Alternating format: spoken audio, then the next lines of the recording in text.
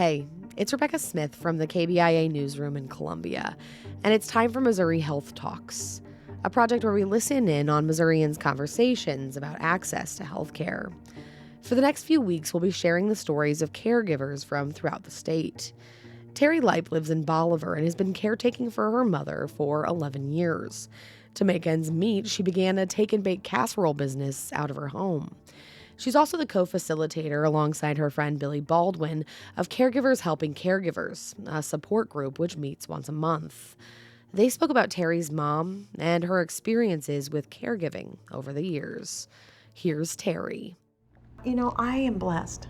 I cannot say that I'm not blessed because my stepdad had Alzheimer's, so mom was with him obviously every single day.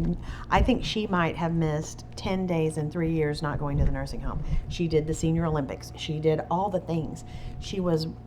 Those people came to our home parties, the staff from the nursing home. So she knew what was coming, literally knew what was coming. She did everything I did. I did everything she did. So growing up, we were peas in a pod. We're still very close, but it's just different now. She's the kid and I'm the mom, and she would even tell people, we've traded places. She tells me what to do now. So I am blessed in that I don't want to say wasn't fearful of the future because I can't imagine having this and not being. She would say things to me like, what are you going to do when I get mean and hit you? And you don't know my mama, she's 5'2", used to weigh 120 pounds. And I said, well, A, you're half my size, so I think I could probably take you. And I said, B, you're going to be that sweet little lady in the corner holding the babies. You're not going to be the angry, mean one. And sure enough, the woman steals people's dolls in the nursing home. She has like 12 dolls in her room right now.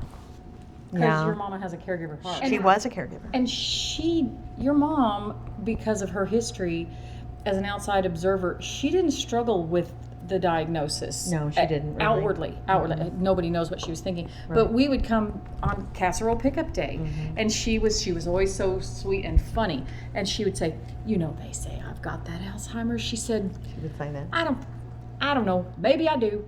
And then she'd look in the back of the puzzle book for the answers. And then there would come days when she'd try to get in the car with the people and go home with them. Yeah. So, I was constantly evolving into something different.